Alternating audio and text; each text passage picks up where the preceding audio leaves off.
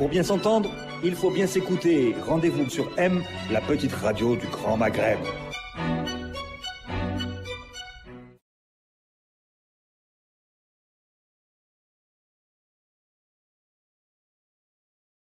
Jawar Ben Mbarek, bienvenue à Radio M. Merci pour l'invitation. Ici, vous êtes invité en tant que porte-parole du collectif Citoyens contre le coup d'État. Vous nous direz dans un moment ce que c'est exactement. Et membre de la direction du Front de Salut National, dont l'initiateur est Ahmed Najib Chabi, que nous avons reçu dans ces studios même il y a 2 mois et demi environ. Alors par ailleurs, vous êtes professeur de droit public à l'université de la Manouba, donc vous êtes, et notamment vous connaissez parfaitement le droit constitutionnel, donc vous nous direz un mot en tant qu'expert, mais en tant que politique également, de ce référendum constitutionnel. Alors la première question que je voudrais vous poser, c'est, après le référendum, vous avez... donc vous, le collectif Citoyens contre le coup d'État, le Front de Salut National, vous avez rejeté le référendum en bloc, mais surtout, vous accusez les autorités d'avoir fraudé de fraude importante dans ce référendum.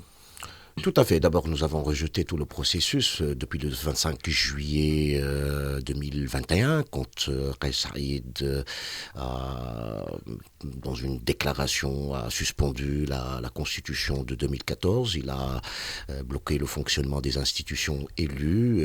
Il a utilisé l'armée pour bloquer le fonctionnement de l'Assemblée législative. Il s'est accaparé de tous les pouvoirs par un décret, le fameux décret 117. De septembre 2021. Voilà, de septembre 2021. Il s'est auto-proclamé dirigeant unique du pays, avec un système de concentration de pouvoir, sous prétexte d'une interprétation abusive de l'article 80 de la Constitution, qui permet au président de la République de déclarer les mesures exceptionnelles, bien évidemment sans respecter les limites et les garanties accordées par l'article 80 pour que la déclaration de cet état d'exception ne se transforme pas en un coup d'État permanent. C'est ce qui est en train de se réaliser maintenant. Suite à cette déclaration, il s'est mis à dissoudre toutes les instances démocratiques, à commencer par l'instance provisoire de contrôle de constitutionnalité des lois, par la suite le Conseil supérieur de la magistrature, par la suite l'instance indépendante pour les élections. Il l'a remplacé par un comité nommé, choisi par le président et nommé par le président. Il a, de toutes les manières, il a pris 1 année pour démanteler d'une manière systématique tous les acquis qui sont pas nombreux, tous les acquis de la transition démocratique et de la révolution. Donc on a rejeté le processus et nous avons considéré que le référendum n'est qu'un maillon d'une chaîne dangereuse, et que cette étape, ce maillon n'est pas nécessairement plus dangereux que les autres. D'accord. Donc, vous avez appelé au boycott, bien sûr, du référendum. Alors, je continue sur le référendum pour commenter un petit peu les résultats. En gros, nous avons à peu près, disons, presque 3 Tunisiens sur 4 qui ne sont pas allés voter, puisque les estimations de la participation, c'est autour de 73%. Même si l'instance des élections... Du boycott, 73%. Oui, c'est ça, d'abstention. D'abstention, voilà. Même si le lendemain de l'annonce des premiers résultats, l'instance des élections a gonflé ces chiffres d'à peu près de 3 à 4%. Mais enfin, restons dans des ordres de grandeur de ce type. En gros, 3 Tunisiens sur 4 ne se sont pas rendus aux urnes. Tout à fait. Mais sur le quart restant, il y a effectivement un oui franc et massif pour le président. Oui. Donc la lecture du référendum peut se faire de 2 points de vue. Le premier, c'est la très forte abstention, ce qui délégitime ou qui enlève de la légitimité au référendum lui-même et au texte constitutionnel, Tout à évidemment. fait. Tout à fait. L'autre lecture, c'est de dire que, malgré tout, ceux qui sont allés voter, le quart des Tunisiens qui est allé voter, c'est un soutien franc et massif pour le président. C'est-à-dire que la base électorale, disons, la base de masse du président, constitue quand même un quart de la population, ce qui est suffisant pour lui assurer la légitimité nécessaire à la conduite de son projet. Oui. De toutes les manières, avant d'entrer dans le fond du sujet, ce sont les premières élections après 2011 qui sont contestées. Nous avons en Tunisie, après la révolution, nous avons organisé 8 opérations d'élections nationales. Bien évidemment, il y a eu quelques infractions ici et là, mais globalement, ces opérations ont été acceptées et reconnues aussi bien sur le plan interne qu'au plan international. C'est la première fois depuis la Révolution que des opérations électorales sont contestées, massivement contestées par l'opposition et aussi par les observateurs internationaux. Et maintenant, on voit de plus en plus des réactions officielles, que ce soit de l'Union européenne, des États-Unis et des puissances qui ont soutenu la transition démocratique en Tunisie, ce qui accentue l'isolation ou l'isolement de la Tunisie sur le plan international. De toutes les manières, nous n'avons pas vu beaucoup de Tunisiens dans les urnes, dans les bureaux de vote. Ça a été constaté par des observateurs neutres, par les médias. On n'a même pas une seule photo d'un bureau de vote où il y a plus que 3 ou 4 électeurs. Donc, ce sont des opérations qui manquent de transparence et de confiance.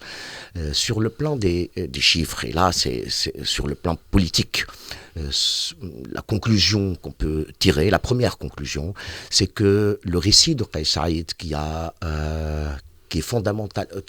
est fondamentalement articulé autour de l'adhésion populaire à son projet, une sorte d'identification entre sa personne et la volonté populaire. Il a expliqué cette adhésion, par cette adhésion populaire, son coup d'État et ses mesures exceptionnelles. Ce récit n'est plus valable aujourd'hui sur le plan politique parce que par des opérations électorales que lui-même a organisées, selon les règles que lui-même a fixées, avec une instance que lui-même a nommée, nous ont donné un récit différent. Les Tunisiens ne sont pas massivement avec le projet politique de Kais Saïed. Il y a un Tunisien sur 4 qui adhère activement à ce projet, et il y a, quand on regarde les résultats fins de cette opération, il y a du moins autant de Tunisiens qui ont boycotté d'une manière consciente et décidée cette opération de référendum. C'est une attitude politique. Voilà, une attitude politique. Oui, d'après les chiffres qu'on a, on sait qu'il y a à peu près entre le vote, oui, le nombre de votants, oui, et le nombre de gens qui ont boycotté consciemment. Donc, c'est à peu près la même chose. C'est à peu près la même chose, ça s'équilibre. Et puis, il y a 50% à peu près des Tunisiens qui ont négligé, qui ont complètement... qui ne s'intéressent pas, qui ne se sont pas intéressés exactement, à cette question. Exactement. Donc, sur le plan politique, il y a une leçon à tirer, c'est que le projet de Kais Saïed n'est pas un projet nécessairement populaire, n'a pas une adhésion active de la part des Tunisiens. Une deuxième conclusion politique, c'est qu'il s'agit d'un référendum constitutionnel.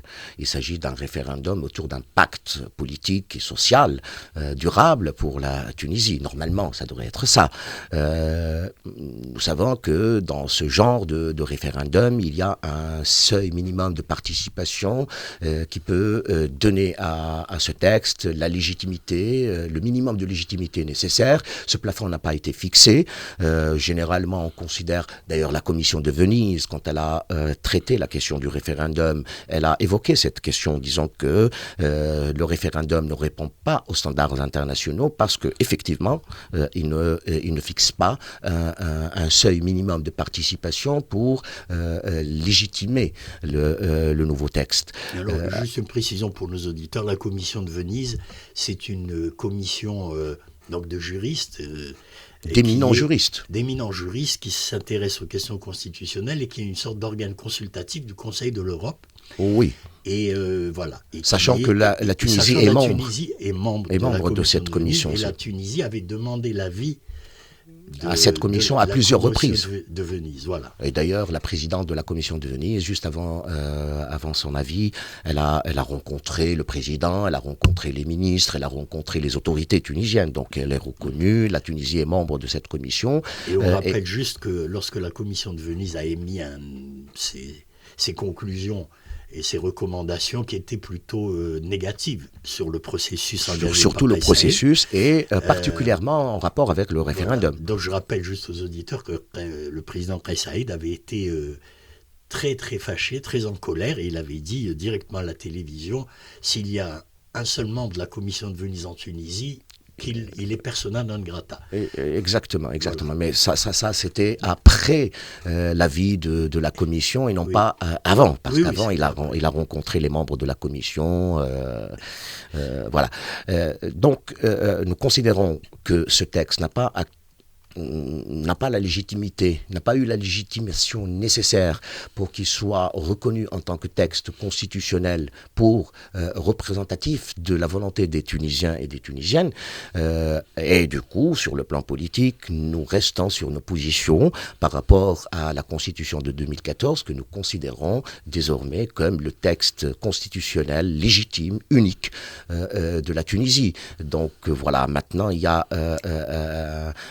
Donc votre position aujourd'hui, malgré le fait accompli du référendum du 25 juillet, vous ne reconnaissez pas cette constitution, vous ne reconnaissez que la constitution de 2014. C'est ça, c'est exactement ça. D'autant plus que la constitution de 2014 a été validée par l'Assemblée constituante à l'unanimité, presque à l'unanimité, avec une Assemblée constituante qui a été élue par 4,5 millions de Tunisiens. C'est-à-dire la participation à ces élections était très forte et ce sont des élections beaucoup plus représentatives de la volonté des Tunisiens que ce dernier référendum. Oui, alors j'entends bien sûr, sur le plan juridique, institutionnel, sur toutes les questions de constitutionnalité, il est clair que la Constitution de 2014 est totalement légitime, que ce qu'a fait Kais Saïed le 25 juillet 2021 en utilisant l'article 80, mais en l'utilisant de manière tronquée, de manière presque avec effraction, je dirais. Il a fait une entorse très claire à la Constitution.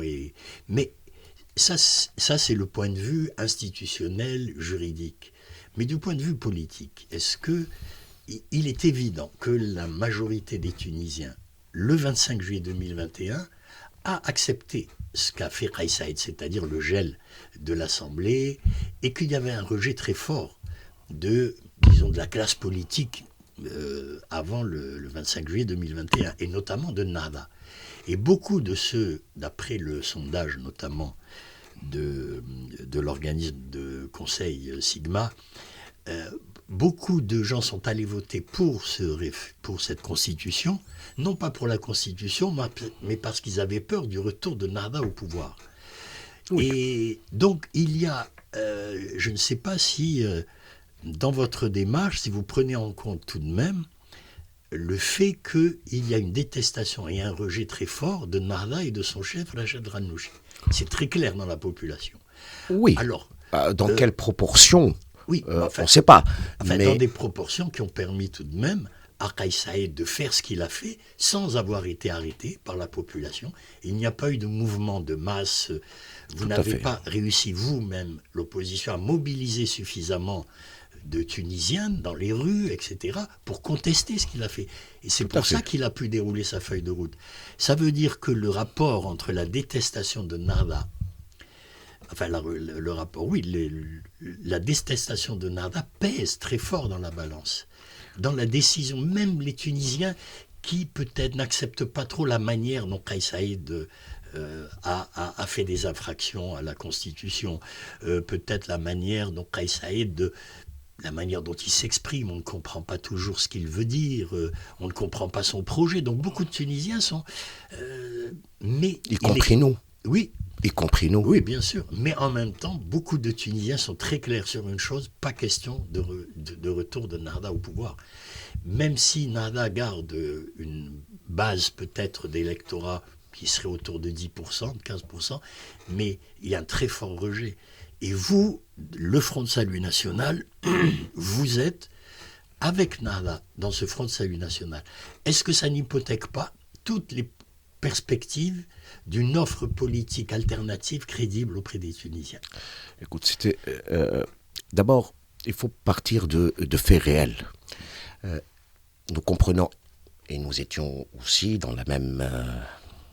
je voudrais juste dans le même sens. Quand je dis ça, que vous, Jawar Ben oui. vous aviez une Doustourna, vous avez organisé un mouvement qui s'appelait Doustourna, et que vous étiez anti-Nada pendant des années. Vous étiez un opposant de Nada, donc voilà. Jusqu'à aujourd'hui. Voilà. Je suis un homme de gauche, je suis un laïc, je suis quelqu'un de progressiste et j'ai pas de lien intellectuel fort avec les mouvements islamistes. Je considère que l'islam politique est un danger pour la démocratie. Je l'ai cru et je continue.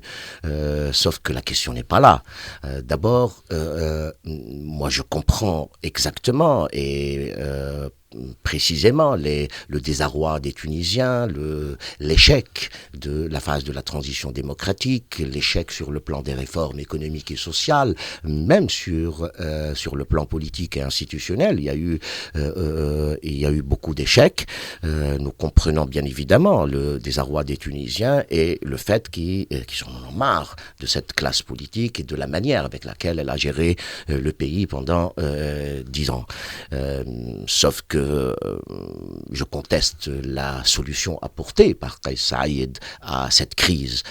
Quand une démocratie naissante rencontre des difficultés, c'est le cas de toutes les démocraties naissantes, en construction si vous voulez, on injecte beaucoup plus de réformes et de démocratie pour résoudre les problèmes et non pas par un coup d'État qui nous remet dans un système politique archaïque, un système politique qui remonte aux décennies précédentes. On a vécu la dictature, on a vécu le despotisme, on a vécu le pouvoir personnifié, et on a vu les conséquences aussi. Ça a abouti à une révolution en Tunisie, et pratiquement dans tout le monde arabe. Ça a été bien évidemment avorté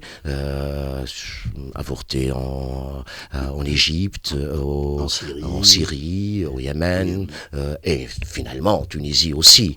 Donc, quand une démocratie passe par une crise, la solution, ce n'est pas les coups d'État et un retour à la dictature. La solution, c'est les réformes et l'injection de plus de réformes et de démocratie. Donc, ce que je conteste, ce n'est pas le fait que les Tunisiens soient un peu déçus par la décennie de la transition, mais ce que je conteste, c'est la solution apportée par Kais Saïed à cette attente populaire ou à ce refus populaire de la classe politique. De deux, il y a un récit qui ne me plaît pas, c'est celui de dire que il faut maintenant exclure tous ceux qui étaient responsables de cette décennie et de cet échec. Alors, je me demande si on exclut tous ceux qui ont participé, que ce soit sur le plan institutionnel, sur le plan politique, sur le plan médiatique, dans la gestion du pays pendant cette décennie, qu'est-ce qui va rester ? qu'est-ce qui va rester? Parce que nous avons vu qu'il y a les islamistes qui étaient au pouvoir, mais nous avons aussi vu des gauchistes, des nationalistes. Par exemple, le mouvement Chab, il était à 2 gouvernements dans cette décennie. Il était dans la Troïka. Le mouvement Chab, Harakat Chab, c'est juste pour les auditeurs, oui, qui soutient le qui président soutient Kais maintenant Saïed. et qui soutient ce récit, cette manière de voir les choses. Alors il était impliqué dans le gouvernement de la Troïka, puis dans le gouvernement de Farfer avec Nahda. Il était à côté des ministres de Nahda. La même chose pour Abid El-Briki, c'est un gauchiste, C'est un ancien dirigeant de l'UGTT. Exactement, qui est aujourd'hui un soutien de Kais Saïed, mais qui était aussi dans des gouvernements de la dernière décennie. Pratiquement toutes les forces politiques, y compris la gauche avec le Front populaire, pendant la période entre 14 et 19, ils étaient au Parlement, ils étaient là, ils ont participé, ils ont voté des lois, etc. Donc la transition était inclusive. Ça, c'est un fait. Et ça a permis à toutes les forces politiques d'y participer. Aujourd'hui, si on exclut tous ceux qui ont été impliqués dans cette phase, il ne reste pas beaucoup de choses. Il reste uniquement Kais Saïed et ses soutiens. Donc voilà, sur ce plan, je suis un peu mal à l'aise avec cette façon de présenter les choses. Voilà. Mais de toute façon, Kais Saïed, c'est ce qu'il veut. Kais Saïed veut éliminer, enfin, ou en tout cas, voilà. Pour lui, les partis politiques, c'est dépassé par l'histoire. Pas seulement les partis politiques. Tous les corps intermédiaires. Tous les corps intermédiaires, la société civile. Les syndicats, Parlant etc. par exemple de l'UGTT, la centrale syndicale, l'UGTT était partie prenante dans la gestion de cette décennie. Elle a formé des gouvernements, elle avait nommé des ministres, elle s'est impliquée dans les politiques publiques du pays d'une manière massive. Donc c'est aussi la société civile, les organisations de la société civile. Il suffit de rappeler que la Constitution de 2014 a été écrite effectivement par l'Assemblée constituante, mais avec la participation pratiquement de toute la société civile. Nous avons vu des organisations, des associations défiler devant les commissions de l'Assemblée constituante. Elles ont participé dans la gestion, que ce soit la gestion institutionnelle ou politique du pays. Donc c'est un récit un peu abusif. Maintenant, pourquoi on est dans le front du salut avec Nahda? Pourquoi Nahda est dans le front du salut national? Parce que tout simplement, le combat est d'une nature différente. On n'est pas dans une phase de gouvernance ou de gouvernement ou d'implication politique. On est dans une phase de lutte.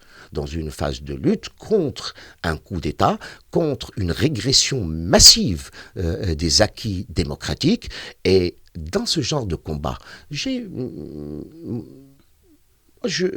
considère que l'essentiel, c'est de regrouper les forces politiques, toutes les forces politiques, tout ce qu'on peut amasser comme force pour pouvoir résister à ce coup d'État qui est en fait un coup d'État organisé par Kais Saïed, mais qui a le soutien des forces armées, de la police, de l'administration, de l'État et de l'appareil de l'État. C'est-à-dire, finalement, on ne peut pas faire le tri dans ce genre de combat et dire là, voilà, moi je vais aller dans ce combat, mais j'ai un problème idéologique avec Nahda, avec les islamistes, j'ai un problème politique, je considère qu'on n'est pas tout à fait d'accord sur certaines questions sociétales, sur certaines questions politiques, sur certaines questions économiques et sociales. Non, la nature du combat, parfois, impose des alliances. Et là, on est dans cette dynamique. Moi, je considère que le danger imminent qui guette la Tunisie, c'est Kais Saïed. Et c'est pas Nahda. Nahda était effectivement un adversaire politique, un adversaire électoral, mais maintenant c'est un allié dans la lutte contre le coup d'État et contre la régression démocratique. Quand on se débarrassera un jour de Kais Saïed et de son projet, on fera de la politique autrement. Alors, j'entends bien, donc c'est une position de principe qui est tout à fait évidemment défendable, de dire, bon, l'essentiel c'est de défendre les valeurs de la démocratie, et la démocratie contre le coup d'État, etc. Mais d'un point de vue purement tactique et politique, comment est-ce que vous évaluez les chances que votre action, vous au Front de Salut National, aux côtés de Nahda, dont on sait qu'il y a un très fort rejet, je le répète, dans la population, comment vous comptez mobiliser la population pour vous suivre dans votre action contre Kais Saïed et contre le coup d'État dont vous parlez? C'est pas un contradictoire. peu ça qui est gênant. Non, c'est pas contradictoire, parce que en fait, nous avons un soutien populaire. Dans quelle proportion, dans quelle dimension, qu'est-ce qu'il pèse? Ça, on le saura un jour, quand il y aura Mais est-ce qu'il ne faut pas des mieux le élections. savoir maintenant, pas attendre de le savoir un jour quand Mais c'est pas ça la question aujourd'hui. Vous avez besoin aujourd'hui. Aujourd'hui, on ne se présente pas aux élections. On ne cherche pas un appui des Tunisiens pour gouverner. On est en train d'essayer de convaincre les Tunisiens que le projet de Kais Saïed est dangereux pour le pays. Et pour cela, je considère que nous avons réussi quelque part. D'abord, nous avons réussi en tant que mouvement citoyen contre le coup d'État. Au début, c'était un mouvement indépendant, contrairement à ce qui peut se dire autour de ce mouvement. Nous étions des indépendants, des personnalités indépendantes, de gauche, des nationalistes arabes, des libéraux. Nous avons appelé les citoyens et les citoyennes en tant que tels à manifester contre le coup d'État, et on a eu un public qui est peut-être majoritairement islamiste, mais dans ce genre de mouvement, on ne va pas demander aux gens qui se sont présentés dans nos manifestations comme citoyens et citoyennes à quel parti vous appartenez. Non, ça, bien sûr, et par bien la entendu. suite... Mais on continue dans le même ordre d'idées. Là, aujourd'hui même, donc nous sommes pour nos auditeurs, parce que l'émission sera diffusée dans quelques jours, le 29 juillet, la dirigeante du parti des Destouriens libres, Abir Moussi, je rappelle aux auditeurs que le parti des Destouriens libres, c'est un peu les nostalgiques de Ben Ali, pour simplifier. Donc, Abir Moussi, qui habituellement ne dialoguait avec aucun autre parti, elle fait une proposition, elle dit j'ai une proposition, j'ai une sorte de charte pour défendre la démocratie que j'offre et que je demande à toutes les forces démocratiques, progressistes du pays de se rassembler et d'en discuter ensemble pour contrer Kais Saïed. C'est Alors, exactement... Est-ce que, puisque vous dites, nous on est prêt à aller avec Nahda parce qu'il s'agit de défendre la démocratie et de lutter contre le coup d'État, si Abir Moussi fait la même proposition, pourquoi est-ce que vous n'allez pas discuter avec Abir Moussi? Écoutez, c'est très simple. Nous avons commencé cette lutte seuls. Et Abir Moussi et pas mal d'autres partis étaient au début de l'autre côté, dans l'autre camp. Ils avaient soutenu d'une manière ou d'une autre, même ce qu'on peut appeler aujourd'hui les partis démocratiques. Ils ont soutenu le coup d'État. Abir Moussi, non, n'a pas soutenu le coup d'État. Au début, oui, tout à fait. Elle a commencé un peu à critiquer la démarche de Kais Saïed quand elle a constaté que son coup d'État elle considère que son coup d'État était light, un peu soft, c'est-à-dire il n'a pas effectivement emprisonné de Nahda, il n'a pas été répressif vis-à-vis des dirigeants de Nahda, donc elle a commencé petit à petit à changer son discours et sa position par rapport à Kais Saïed. Ça a pris des mois. La même chose pour d'autres partis politiques. Si je me souviens bien, il y a eu uniquement une position ferme, claire, dès le départ. C'était soit les citoyens contre le coup d'État, soit le parti travailliste, le parti des travailleurs de Hamal Hammami. Il a pris une position claire, une position de principe dès le départ. Mais tous les autres partis, ils ont tergiversé pendant plusieurs mois avant de se positionner, y compris Abir Moussi. Maintenant, Abir Moussi, elle rejoint... votre position. Maintenant, Abir Moussi, elle rejoint notre position. Elle rejoint notre manière de voir les choses. Nous avons toujours dit qu'on n'a pas la possibilité, la Tunisie n'a pas la possibilité de se débarrasser de Kais Saïed sans un front unique, sans une vision de l'opposition qui soit rassemblée autour d'une vision, autour d'un plan, autour d'une feuille de route qui permettrait à la Tunisie de retrouver la démocratie. C'est ce qu'on a proposé. Vous avec bienveillance la proposition de Abir Moussi. C'est ce qu'on a proposé, nous, dès le départ. Oui, maintenant, si Abir Moussi ou quelqu'un d'autre... Avec cette initiative... Sauf que, dommage que cette initiative commence dans sa première phrase par une phrase exclusive. C'est-à-dire, elle fait appel à un regroupement de l'opposition avec l'exclusion d'une composante essentielle de la scène politique tunisienne. C'est vrai qu'on est contre l'islam politique, qu'on est contre Nahda, mais Nahda existe. C'est une force politique et il n'y a pas... Ben Ali a essayé de trouver des solutions sans impliquer le mouvement islamiste dans des solutions nationales. Il a échoué. Toutes les tentatives... que le parti de Abir Moussi, en tout cas ce qu'en disent les sondages et quand même dans la réalité, c'est qu'elle a quand même un soutien populaire. C'est une force politique importante. On ne peut pas le contester aujourd'hui. Oui, tout à fait. Tout à fait. Donc respect. Voilà, donc autant... C'était exactement la même chose en 2019. En 2019, Abir Moussi était bien placé dans les sondages pour remporter les élections législatives avec Qalb Tounes, mais finalement, elle a échoué. On verra bien quand il y a des élections qui est effectivement majoritaire. Parce qu'avec le jeu des sondages qui ne sont pas organisés, avec l'implication des instituts de sondage dans le jeu politique, je ne pense pas qu'il y a des chiffres crédibles sur cette question. De toutes les manières. Peu importe. Ce que nous disons à Abir Moussi, si vous êtes dans une démarche de rassemblement, et une démarche démocratique. Une démarche démocratique n'est jamais une démarche exclusive, de toutes les manières. Même si c'est une démarche partielle, que nous considérons une démarche partielle, en voulant regrouper ou rassembler les forces, ce qu'elle appelle les forces démocratiques. Tant mieux, si elle arrive à faire ça. Nous, on s'est constitué en front qui regroupe 10 formations politiques. Il y a Nahda parmi 9 autres formations politiques. S'il y a de l'autre côté aussi, à côté de nous, pour réaliser le même but, sur le même chemin, avec la même vision, un autre front, un autre rassemblement, cela ne nous dérange absolument pas.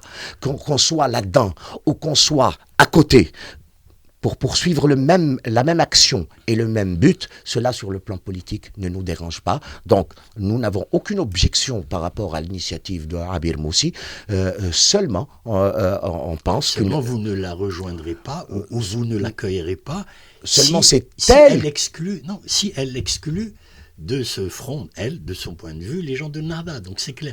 Donc aujourd'hui, l'hypothèque Nahda... En fait, il y a une réalité. Il y a une réalité. La réalité, c'est que Nahda... C'est qu'il y a un front. C'est qu'il y a un front qui s'appelle le Front du Salut. C'est une réalité politique. Et si Abir Moussi est sérieuse, elle doit faire avec ça. Et non pas avec sa manière imaginée de voir la scène politique. La scène politique, elle est là, il y a une réalité objective, c'est qu'il y a un front du salut national qui est constitué de 10 formations politiques. Est-ce qu'elle va traiter avec cette réalité et reconnaître cette réalité ou pas? C'est la question qu'il faut poser. Mais de toutes les manières, on est contre aucune initiative de rassemblement de l'opposition contre le coup d'État. Pour moi, personnellement, le Kais Saïed ou la chute de Kais Saïed, l'échec du projet de Kais Saïed est la priorité numéro 1. S'il y a une initiative, une action dans ce sens, moi je la salue et je pousse vers beaucoup plus d'inclusivité. Quand on défend la démocratie, il faut être démocrate. Alors, il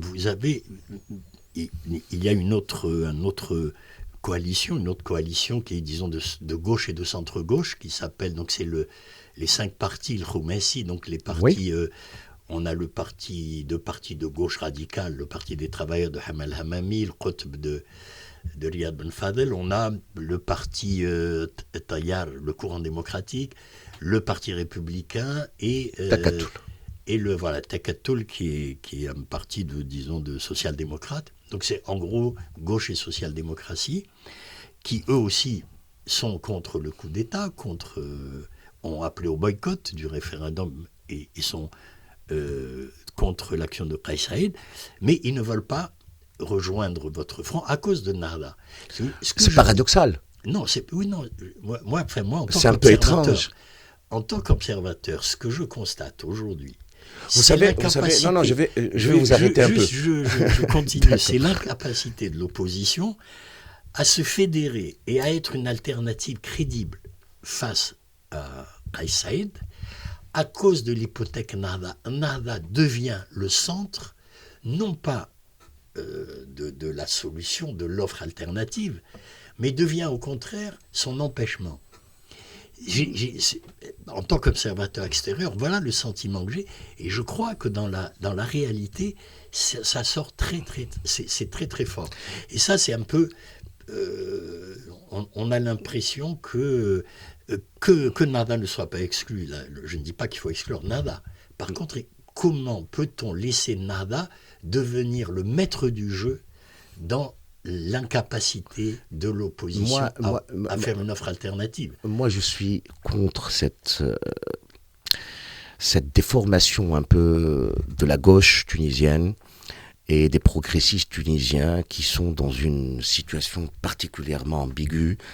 En faisant la politique, ils mettent leur adversaire politique, Nahda, au centre de l'opération politique. C'est-à-dire, ils articulent toute leur prise de position autour de Nahda. C'est une raison d'échec. C'est la raison de l'échec des progressistes en Tunisie. C'est que, quand ils font de la politique, ils ne font pas de la politique pour eux-mêmes et pour le peuple. Ils ne sont pas en relation directe avec les Tunisiens et les problèmes des Tunisiens et avec les vrais problèmes politiques. Ils sont avec Nahda. Où est-ce qu'elle est, Nahda ? C'est-à-dire une politique qui est fondée sur la contradiction avec Nahda. Ça a duré très longtemps et ça n'a mené qu'aux échecs. Ça, c'est ma première remarque. La deuxième remarque, c'est que vous avez évoqué des partis progressistes, démocratiques, qui considèrent que Nahda est un obstacle à la solution nationale, à la solution par rapport à ce coup d'État. C'est paradoxal. Parce qu'il y a parmi ces gens-là, parmi ces partis-là, il y a 2 partis politiques, au moins, sinon 3, dans les dirigeants, et ils étaient avec Nahda dans le gouvernement de la Troïka. Les dirigeants de Takatul. Khalil Zaouia, il était ministre avec Nahda sur 2 gouvernements, avec Ali Larayed et avec Hamadi Jbali. Les dirigeants de Tayyar, le courant démocratique, ils étaient aussi, quand ils étaient au CPR, Mohamed Abou et compagnie, ils étaient avec Nahda dans le gouvernement de la Troïka, et puis après, dans le gouvernement de Farfar, il y a 2 ans. Et à ce moment-là, quand ils étaient, eux, avec Nahda, moi, j'étais dans la rue contre Nahda. J'étais dans le sit-in de Rahil contre Nahda. Aujourd'hui, ils nous accusent de s'allier avec Nahda et de bloquer la solution. Moi, je pense que c'est un jeu de dupes. C'est un jeu de dupes. Abir Moussi, elle pèse. Politiquement, elle pèse. Électoralement, elle pèse. Populairement, elle pèse. Elle a un poids politique. On ne sait pas exactement combien elle pèse. Elle a eu les dernières élections, elle a eu 17 députés. C'est loin d'être une force, c'est moins que le courant démocratique, par exemple. C'est honorable, mais c'est dans les limites de l'honorable. C'est un parti qui a une représentativité. Peut-être après 2019, elle a un peu plus d'adhésion populaire à son projet, à sa vision. Elle est plus pesante sur le plan électoral, mais face à Abir Moussi, sur le plan de la représentativité populaire, le deuxième parti, c'est Nahda. Il n'y a pas un autre parti. Les partis de l'opposition démocratique centriste, si vous voulez, leur représentativité populaire, elle est très réduite. On l'a vu dans les manifestations, on l'a vu dans les actions dans la rue. Ils ont appelé à 4-5 reprises, que ce soit à Tunis ou dans les régions, à manifester contre le référendum, contre Kais Saïd, mais ils étaient un peu mal barrés sur cette question. Alors, moi je comprends l'attitude d'Abir Moussi. Abir Moussi, elle a un poids politique qui dépasse de loin ses partis politiques, et elle veut peut-être s'agrandir sur le plan de l'image politique et de la symbolique politique en rassemblant toutes ses forces, mais en s'appuyant uniquement sur son poids à elle, son poids politique réel à elle. L'exclusion de Nahda ouvre devant Abir Moussi une voie royale, une autoroute pour qu'elle puisse dominer la scène politique. Si ces partis dits démocratiques, centristes, sont prêts à jouer le jeu d'Abir Moussi dans ce sens, tant pis pour eux. Mais moi, je pense qu'on n'est pas dans cet état des choses. Maintenant, on a un autre problème, le problème du retour de la dictature, du retour de l'oppression, du retour du pouvoir unique et du parti unique. Et je ne pense pas que la priorité, c'est l'exclusion de certaines forces ou le règlement de compte politique entre les forces politiques. Alors, juste pour finir, parce que là, le temps qui nous est imparti est écoulé, comment vous voyez alors la suite? Qu'est-ce que vous proposez? On a l'impression qu'on est resté dans le statu quo. C'est-à-dire qu'on a Kais Saïd qui déroule sa feuille de route, comme il l'avait annoncé, comme il l'entend, sans que personne ne l'en empêche. Et en face, on a, dans le camp d'en face, disons, on a en gros 3 pôles, mais qui refusent de se rassembler pour X raisons que l'on vient d'évoquer. Donc, quelles sont les chances que vous mettez de votre côté pour empêcher la feuille de route de Kais Saïd? On a l'impression qu'on est dans la même situation qu'avant le 25 juillet. On n'a pas avancé d'un iota. Oui, pour le déroulement de sa feuille de route, moi je dis que la politique de la fuite en avant n'a jamais résolu de problème. C'est ce qui est en train de se passer. Kais Saïd, il exerce la politique de la fuite en avant, le fait accompli, il met tout le monde devant le fait accompli. Voilà, je le fais en s'appuyant sur l'appareil étatique. Et j'impose à tout le monde cette démarche. Ça n'a pas résolu de problème. Ça n'a fait qu'accentuer la crise politique. D'ailleurs, avant le 25 et après le 25, rien n'a changé. La crise, elle est là. Elle est beaucoup plus profonde. Maintenant, elle touche même à la légitimité et à la question de la légitimité. Donc, que Kais Saïd déroule sa feuille de route ou avance ou réalise certaines choses qui sont inscrites sur son plan, ne résout en rien le problème des Tunisiens et les problèmes des Tunisiens, les problèmes socio-économiques. On voit le chômage qui grimpe, on voit l'inflation, on voit la cherté de la vie, on voit la misère dans laquelle vivent les Tunisiens. Mais bon, sur le deuxième aspect, soyons réalistes. Moi, je pense que la situation n'est pas encore mûre pour un front unique de l'opposition contre ce projet. Nous avons réussi à unifier les forces politiques et civiles autour d'une position. Maintenant, à peu près toute la classe politique et civile, toute l'élite de la Tunisie considère que Kais Saïd mène le pays dans le mauvais sens, dans la mauvaise direction. Ça, c'est pratiquement une position unanime de la classe politique, à part quelques exceptions certains partis nationalistes ou d'extrême gauche un peu anarchiques. Tout le reste, toutes les familles politiques considèrent aujourd'hui, y compris Abir Moussi, y compris le Front, y compris Nahda, y compris les partis démocratiques, considèrent que Kais Saïd mène le pays dans la mauvaise direction. Mais est-ce qu'on a la capacité d'aller vers un front unique? Non. Entre ça et ça, il y a une position intermédiaire. Je pense qu'elle est nécessaire.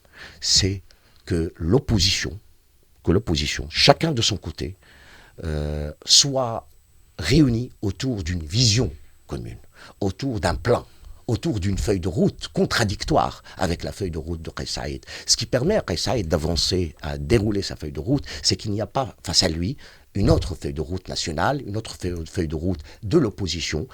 Ceci peut se faire. Moi, je pense que ça peut se faire. C'est une priorité. Avant même de parler d'unifier dans un front unique toute l'opposition, unifions-nous autour d'une vision commune, autour d'un plan commun, que chacun défend ce plan et mène son action politique pour faire aboutir ce plan de son côté. On n'a pas besoin d'être tous ensemble dans le même sac pour défendre un objectif commun. Je pense que maintenant, il faut qu'il y ait des initiatives, que ce soit des initiatives institutionnalisées ou des initiatives de personnalités nationales pesantes, pour essayer de regrouper tout ce monde autour d'une vision, autour d'un plan, autour d'une feuille de route, autour d'une vision de sortie de crise. Comment la Tunisie peut reprendre son processus démocratique, comment elle peut se réformer réellement, comment on peut réformer la politique dans ce pays, comment on peut réformer l'économie pour pouvoir donner aux Tunisiens un espoir que la démocratie, c'est quelque chose de bien, c'est quelque chose de constructif, c'est la modernité, c'est ça la démocratie, c'est la modernité, et je pense que la majorité des Tunisiens sont dans cet esprit moderniste, et ils cherchent la modernité. Ils étaient déçus. Maintenant, on peut leur redonner l'espoir dans la liberté et la démocratie. Alors donc, oui, donc vous voulez démontrer, vous, aux Tunisiens, que la démocratie ne fait de mal à personne, sauf aux dictateurs. Exactement. Et que la démocratie est la seule solution pour résoudre les problèmes du pays, y compris le problème de l'islam politique. Vous savez, Nahda, en 2011, elle a obtenu 1,5 million de voix. En 2019, elle a obtenu 500 000 voix. Ça, c'est grâce à la démocratie, grâce à la liberté, et non pas grâce à la répression et la dictature. La dictature n'a fait que renforcer Nahda. 23 ans de dictature avec Ben Ali, on s'est retrouvé avec un islam politique extrêmement fort. En 10 ans de démocratie, l'islam politique s'est réduit à un carré équilibré. C'est-à-dire, voilà, ça représente une partie des Tunisiens, ça pèse, mais ce n'est pas le parti dominant, ce n'est pas le courant dominant. Ça, c'est grâce à la démocratie. Mais également, le processus, la transition démocratique avec tous les écueils qu'elle a rencontrés, les difficultés, les erreurs d'appréciation, de gestion, etc., ont mené effectivement à minorer l'islam politique, mais à remettre au devant de la scène toutes les formes d'autoritarisme. C'est ça. Que le peuple semble préférer aujourd'hui. C'est typique des transitions démocratiques. C'est pas particulier, c'est pas exclusif à la Tunisie. Dans les transitions démocratiques, c'est haut et c'est bas sont courants. Donc, juste pour finir, vraiment, parce que là, il faut qu'on arrête. Quel est votre sentiment aujourd'hui ? Vous êtes optimiste, pessimiste dans les... Non, je suis optimiste, bien évidemment, parce que la démocratie, c'est le sens de l'histoire. Cette régression, cette phase, elle peut durer un certain temps, mais la Tunisie s'est lancée dans le sens de l'histoire, dans le sens de la liberté, de la démocratie, la modernité, et personne ne peut nous obliger à faire un retour en arrière et à accepter de nouveau un système autoritaire et un système de dictature. Je suis optimiste, je reste optimiste, je sais que c'est le sens de l'histoire et que ces phases-là sont ordinaires, sont des phases ordinaires dans les expériences de transition démocratique. Jawhar Ben Mbarek, merci beaucoup. Je rappelle que vous êtes le porte-parole du collectif Citoyens contre le coup d'État, membre de la direction du Front de Salut National et par ailleurs professeur de droit public à l'université de la Manouba, et donc vous menez un combat continu contre le projet du président Kais Saïed. Merci à vous beaucoup et à bientôt, j'espère, sur Radio M.